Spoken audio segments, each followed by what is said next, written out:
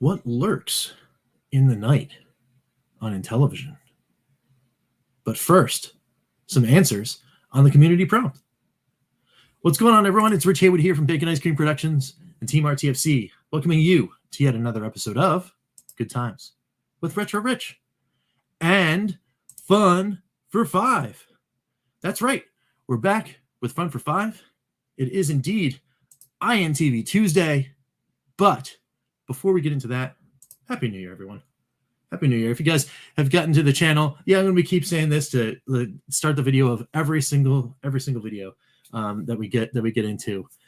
But I do wish you guys a fabulous start to 2022, and I hope that everything is going to be awesome coming into this year. So, before we do any of that, yesterday on the community tab was indeed the community prompt.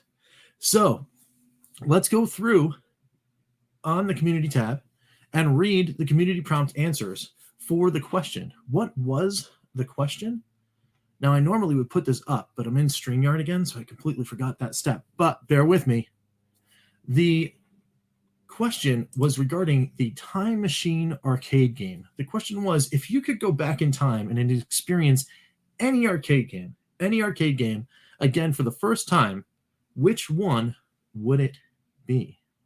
I thought that was a pretty cool question, and it was actually posited by my wife, Danae. I asked her, hey, you had a retro-related question for me for the community tab? And that was her question. That was her response. I thought that was really cool.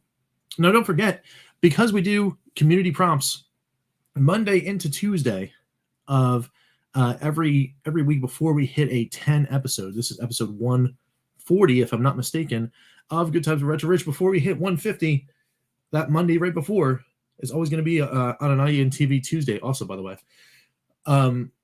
Before we roll in to that, there'll be something on our community tab. This guy right here, that guy. So you can read a question and then submit your answers there. Now, if you have media, if you've got a picture or a video or something else that you want to share and you want me to put it right up here on the show, we will do that. Just go ahead and shoot off an email to info@baconicecream.com. That's info@baconicecream.com. It'll be in the post of every single one of our community prompts in the community tab.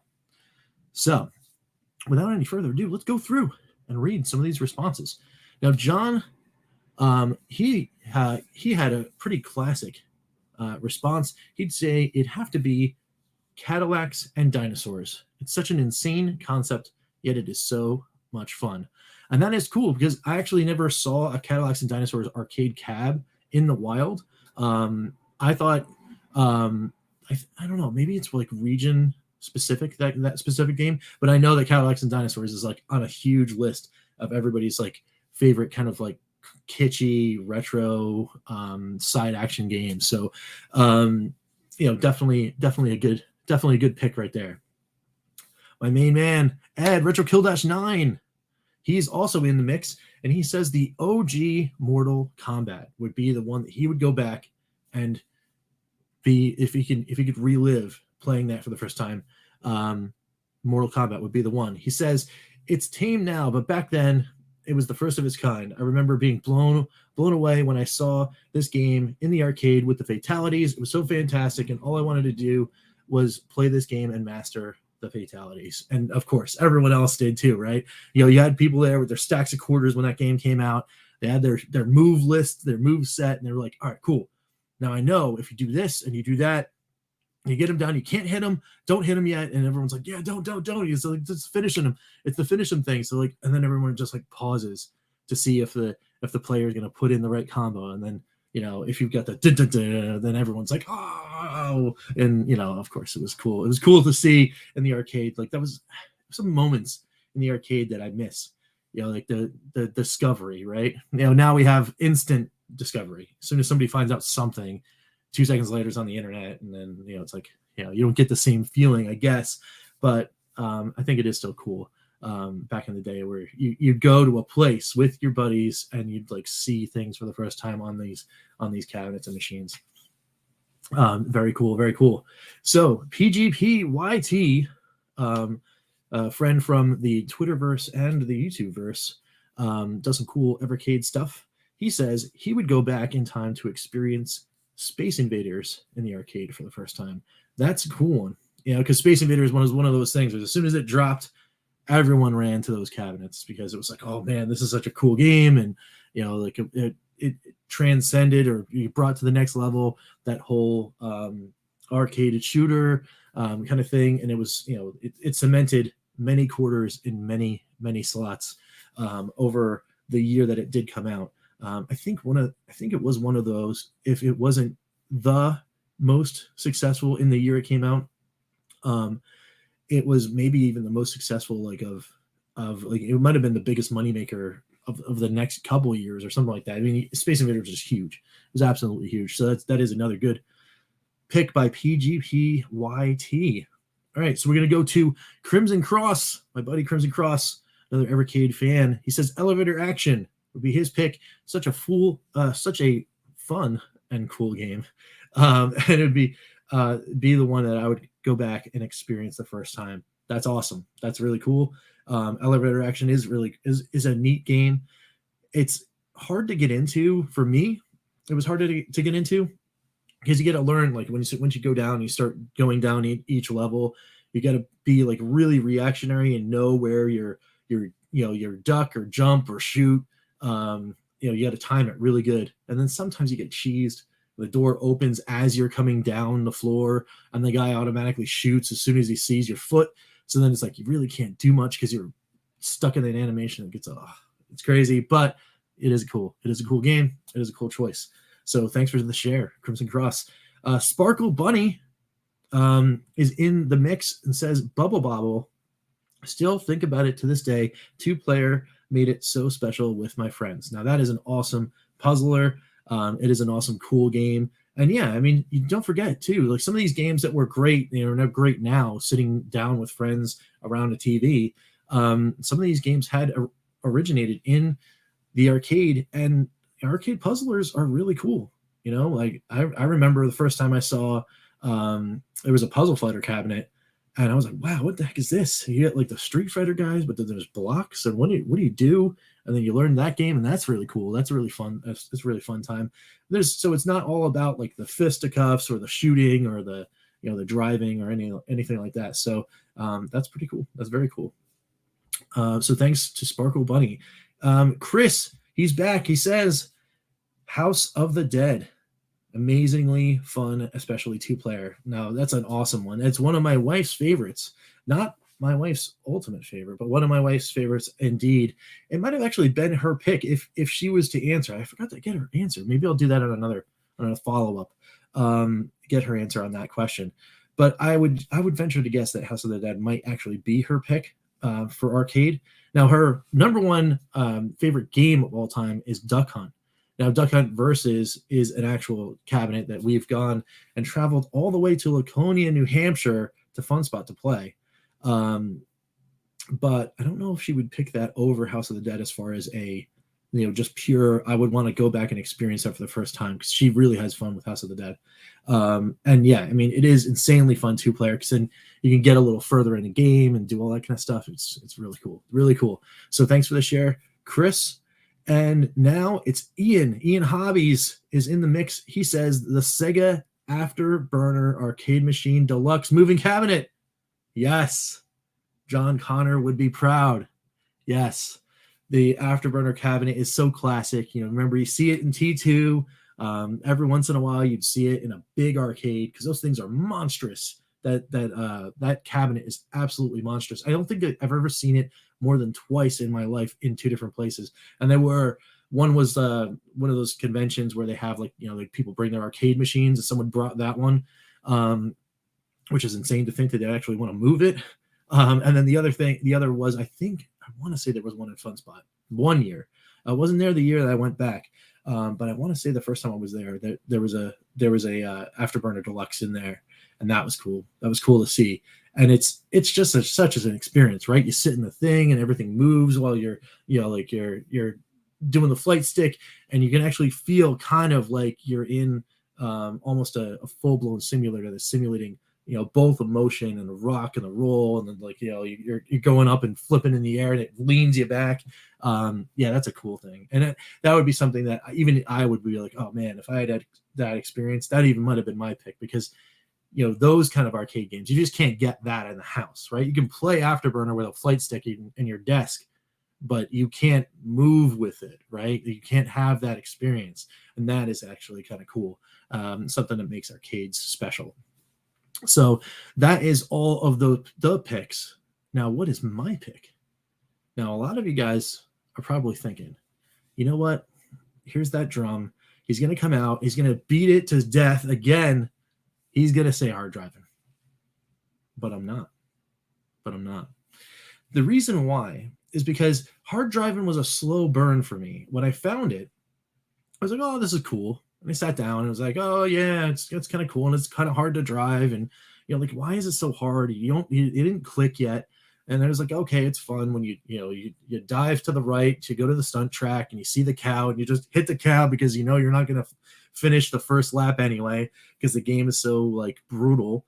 And you just put in like some quarters so you can hit the cow a couple times, and then you're good. You're good, right? You're done. It wasn't until much later, right, that I realized, oh, wait, this thing is actually teaching you to drive a car, that I fell in love with hard driving. That's another story. That's another tale. The game that I would almost give anything to go step into that DeLorean or that phone booth and go back in time to play is Star Wars Trilogy Arcade by Sega. That game is so much fun, especially if you're a Star Wars fan. And it blew me away from the instant I had the controller in my hand. I don't think I've ever had an arcade experience that really came close to that, ever. And the reason is, whoever designed that game designed it in such a way that when you sit down and play that first level, that Yavin 4 level, you are put directly into the movie. You really are.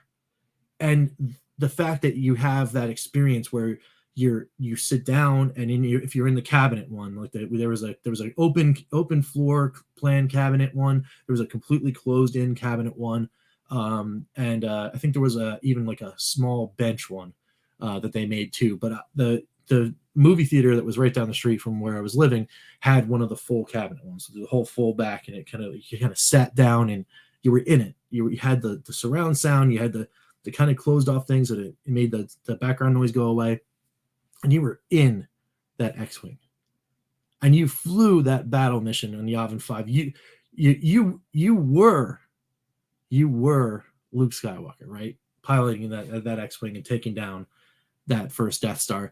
And it was tough. It was a tough game, but it begged you to put more quarters in it. It begged you to learn it. And then when you finally did, it was so amazing to go through all of those key moments. It was like the greatest hits of the original trilogy in a game, complete with lightsaber battles that you used a flight stick to control your lightsaber. Oh man, it was such a great game.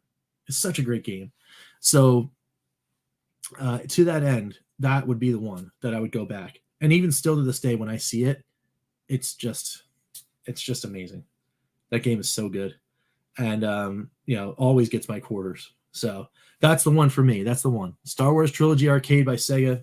Man, it's another one where if I had a huge house and lots of dollars, I think it would be, if I had what would be Rich and Danae's arcade. Maybe that's another community prompt, right? Build your own arcade. Maybe we'll do that some other time.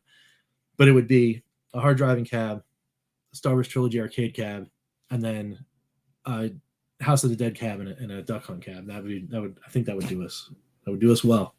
But now I do believe it is time to go from the community prompt and the community tab back to our INTV Tuesday game, and that is Night Stalker. Let's check it out for a couple minutes and play and just relax and have some fun, guys. Let's do it. Let's get this done.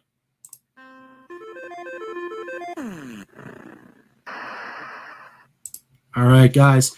So we're going to play a little Night Stalker on the Intellivision, courtesy of the Evercade VS and the Intellivision Collection 1. Let's do it. All right. So right away, it's cool to see that you've got a game. It's a maze game. You can see that the level design is kind of like, kind of mishmashy. It's not exactly uniform, which I think is cool. It adds to the tension of the game as well, because as you're running through the levels, can I get away? Yes. As you run through the levels, now the robot's gonna get you. Oops, wrong way. Oh no! I got right away. I got. The robot is he'll get you if you don't. Why am I? Such a bad. This is real bad. This is real bad. If you're not careful, he's gonna get you, obviously. But there's so many other hazards, but it's not like, oh, I know if I go up here, I'm going to go straight across all the way to the level because everything's a nice even, box that I can just run through. No, it's none of that. I also have to remember too on the Evercade control pad that directional fire is a thing on this game. I forgot that. So here I am trying to hold my directional button and then hit the fire button, where in this game there are 4 fire buttons.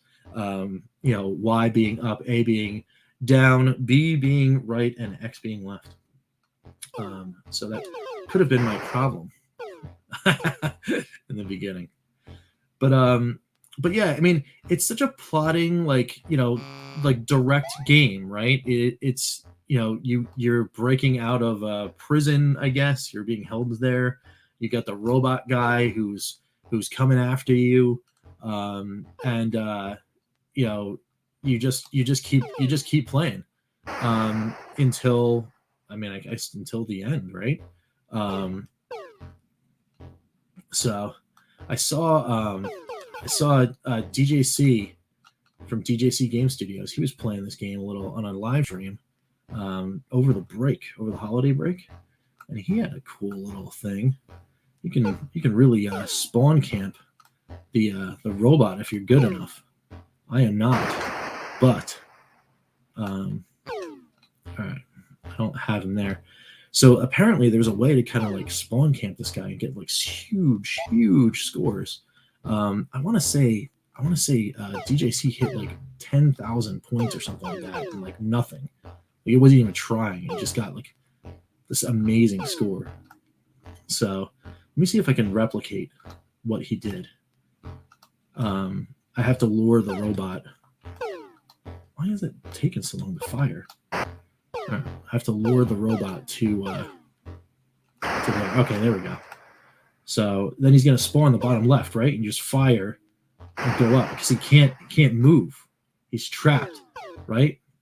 So you just keep firing and not get caught. I got caught on the corner there. So nope, I don't have any bullets. I got to go back in the back right-hand corner here. Hold on. No, I got caught again. Somehow the spider missed the bullet too. Such a terrible run this time. But it's fun.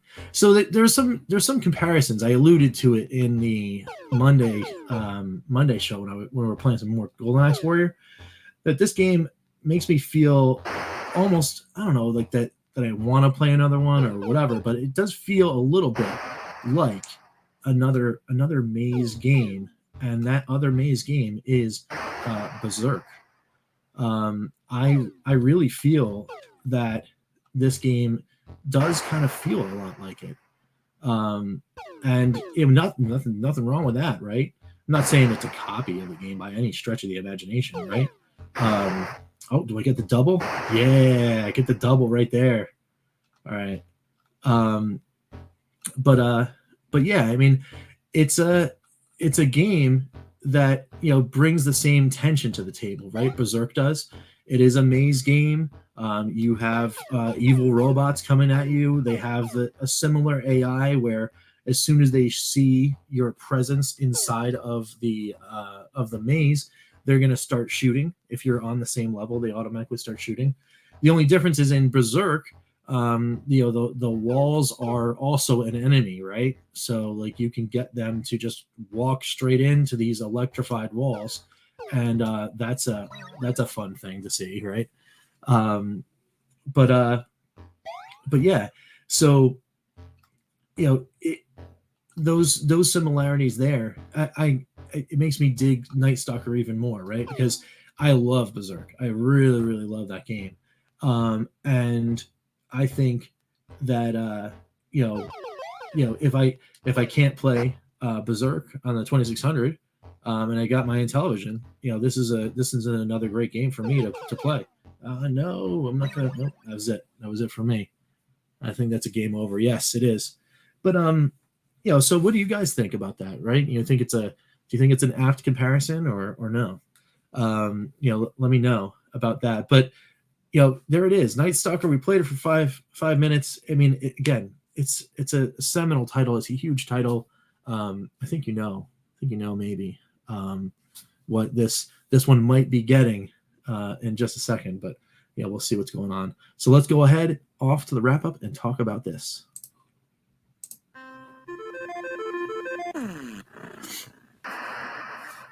All right, we played Night Stalker for 5 minutes. What do you think? Was that fun found? Yes, of course the fun was found.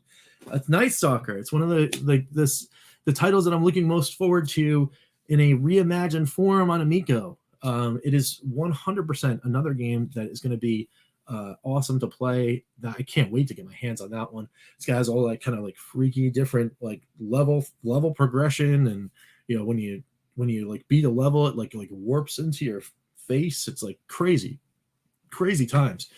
But yeah, I mean, it's totally a fun experience, and it's just a great game to have on the collection. It's a game that I don't know. I can't say much. I can't say many bad things about it. It's a game that is in that second generation, right? So can it control better? Sure. Can you be able to fire while moving? Wink, wink, nudge, nudge. Yeah, sure. Why not? But some of that stuff takes away the tension, right? You got to really think about where you're placing yourself before you take that shot. Because if you don't, then, well, as you saw many, many, many times, you could get wrecked, right? You could just get wrecked, and then it ends your day. So, so you take those good and bad things, and I think in the end, you wind up having a really great game that is really fun to play. Now, I can't wait to see what they're going to do with like the multiplayer aspect of this one. Because you just start the game in Night Stalker, and you're the maze and the bats and and you're just, that's it, you against the CPU. But having another player, maybe co-op and doing all that kind of stuff, blasting away those robots, could be a good time. Now there's many more things you can see inside of Night Stalker. I wasn't actually good enough to get through and get to them, but yeah, I mean, it's a good time. It's a very good time, and yes, indeed, the fun was found. So what do you think about that too? Hit me up down below again. Let me know your thoughts on Night Stalker, and hopefully, we'll be catching you pretty soon. This is going out a little late. The INTV Tuesday is going out on a Wednesday in a normal Wednesday time slot, but don't worry. I think there's going to be another one, a question mark Wednesday, maybe even in the same vein, but by something completely different. I really hope I can get this together. If not, we'll play some cool stuff. Maybe do another dive into the indie realm and see what we got there. But I really want to try something. So I hope that it goes well. And if it does, then we will see you later. And if not, then we'll see you with something later on today. So check out the channel for some more stuff there. So until next time, we will catch you next time for some good times. I'm Rich, and we will see you later. All right, take it easy, guys.